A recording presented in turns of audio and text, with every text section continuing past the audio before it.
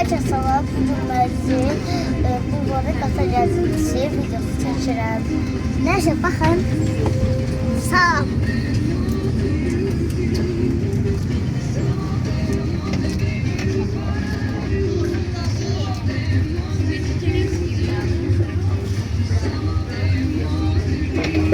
Salam, birinci dayanmışıq. Baxın. Bayramla əlaqəli çoxlu qonaqlarımız var. İkinci arasından qədər dostlar. Uşaqlar, burada Novruz yarmarkası qurulub.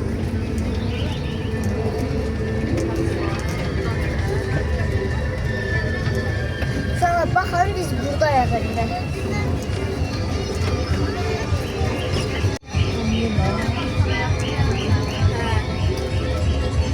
Büyük bir bayram olduğu için çoklu turistler var.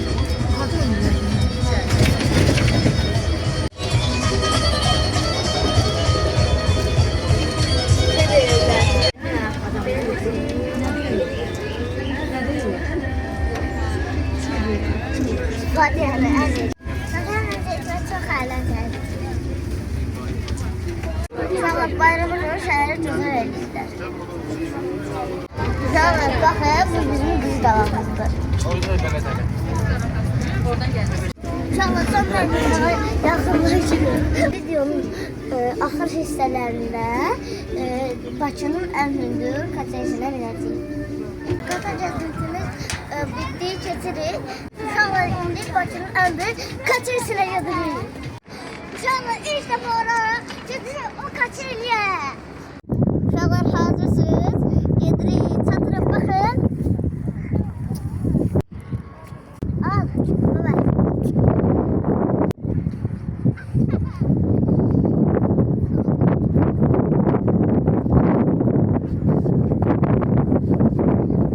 Uşaqlar indi, bildi. Bakın görün. Aha, başladı. Başladı.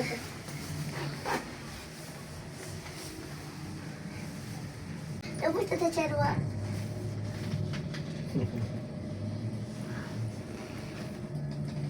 Uşaqlar gelip bakın görün ne başladı.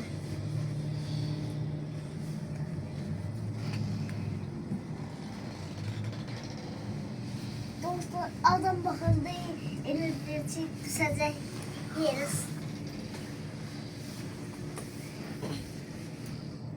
Uşaqlar kaşarın üstüne çıktık.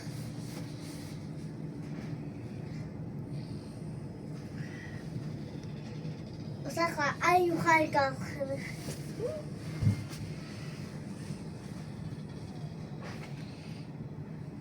Uşaqlar bakın orada dünyanın en hündür bayrağı bizim bayraqdır diye. Azərbaycan bayrağı. Kim başka ölkədəndirsə bakın görün bizim bayraq necədir. Hazırda dəniz onun üstündəyik. Uşaqlar bakın Xəzər suyu azaldığına göre yeni sahə oldu.